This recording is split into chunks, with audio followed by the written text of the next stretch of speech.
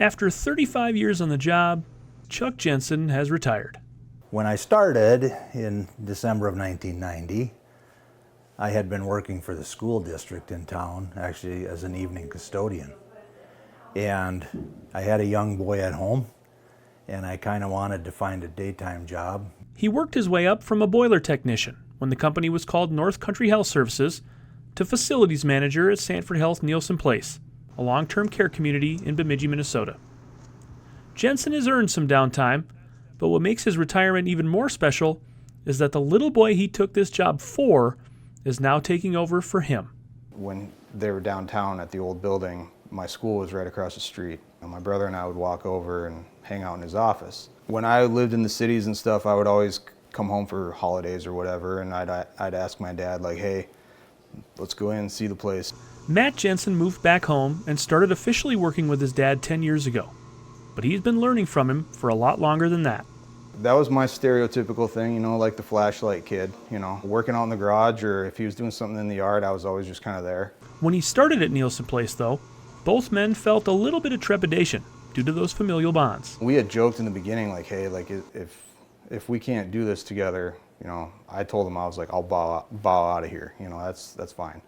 But it worked really well. I'm sure Matt will tell you that he felt like he was under stricter observation by me than anyone, but he has the work ethic and the mindset just to succeed. Now, the handoff just seems right. I think the passing of the torch is pretty exciting, honestly. You know, Matt has a pretty good understanding of the building, and Chuck, you know, has taught him a lot. And so I think we're pretty lucky. It's a pretty valuable transition. Chuck has passed down a lot more to Matt than just his technical expertise, though.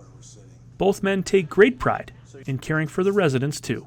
I always figure that, you know, if there's 100 tenants in this building, they're mine to take care of. I'm responsible for their safety, you know, whether they're hot or cold or whatever it might be. So it's no surprise that during last summer's damaging storm, both men spent more time at Neilson Place than they did at their own homes. Matt and I ended up being here through that weekend pretty much nonstop. We were looking at the people equally as much, if not more, than the actual physical buildings. I care about them, you know, that's why I'm here. That's also why Chuck Jensen feels even better about his retirement, because Neilson Place is in good hands. I see his capacity to care for the people.